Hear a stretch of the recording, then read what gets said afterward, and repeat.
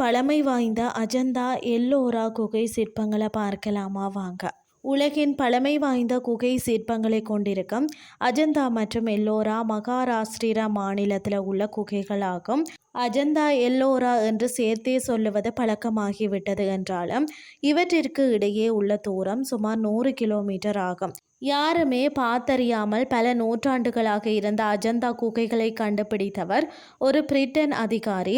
1819ஆம் ஆண்டு ஏப்ரல் மாதம் சென்னையில் வாழ்ந்து வந்த ஜான் ஸ்மித் என்ற பிரிட்டிஷ்காரர் வேட்டையாடுவதற்காக அஜந்தா காட்டிற்குள்ள சென்றாராம். ஒரு புலியை துரத்தி சென்றாராம். அப்போது அங்கு மாடு மேய்க்கும் சிறுவன் ஒருவன் புலிகள் தங்குமிடம் என்று சில குகைகளை காட்ட அப்போதுதான் அஜந்தா குகைகளை பற்றிய விவரத்தை முதலாக வெளி உலகம் அறிந்து கொண்டதாம். குகைகளுக்கு அடியில் ஒரு நதி ஓடுகிறது. காலப்போக்கில் இது பெரும் காடாக மாறிவிடவே யாரும் இங்கே வரலையா. ஒரு குதிரை குழம்பு போன்ற வடிவத்தில் நீண்டு கிடக்கும் குகைகளின் உயரம் சுமார் 250 அடியாகும். 30 குகைகள் அஜந்தாவில் கண்டுபிடிக்கப்பட்டன. இதுவரை இத்தாலிய சிற்பங்களை மிகவும் தொன்மை வாய்ந்தது என்று எண்ணியிருந்த உலக மக்களுக்கு மிக பழமையான அற்புத சிற்பங்கள் இந்திய சிற்பிகளால் வந்த கிறிஸ்துக்கு முன் 2 முதல் 6ஆம் நூற்றாண்டில் அமைக்கப்பட்டவை என்ற செய்தி தெரியவே அவர்கள் பிரமித்தனராம். இந்த குகைகள் அனைத்தும் மலைகளை குடைந்து அமைக்கப்பட்டவை என்பது பிரமிக்க வைக்கும் ஒரு விஷயமாகும்.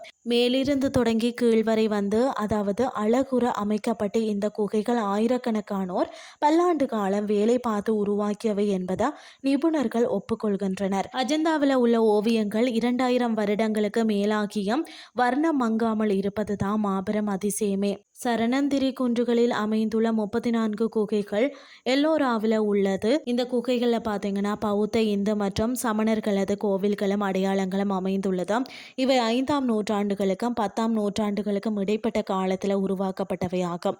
இவற்றில் 12 பௌத்தர்களது குகைகளாகவும் 17 இந்துக்களின் குகைகளாகவும் 5 சமணர்களின் குகைகளாகவும் அமைந்துள்ளன.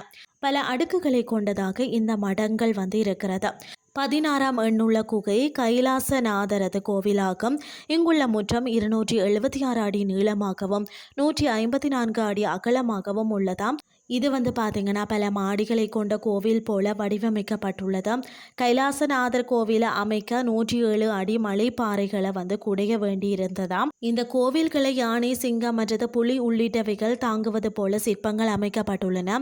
அதாவது இந்து மதத்தின் தேவதைகள் சிறப்பாக இங்கு செதுக்கப்பட்டுள்ளன. ராமாயணத்தில் இருந்து முக்கிய காட்சிகள் மையத்தில் சித்தரிக்கப்பட்டுள்ளது. அஜந்தா எல்லோரா குகைகளை உலக பண்பாட்டு சின்னங்களாக யுனெஸ்கோ அறிவித்துள்ளது. இந்திய பண்பாட்டின் முக்கிய அம்சமாகவும் பௌத்த மதத்தின் சிறப்பான வரலாற்றையும் சுட்டிக்காட்டுவதாகவும் விளங்கக்கூடிய இந்த குகைகளை பார்க்க ஏராளமானோர் வருகிறார்களா.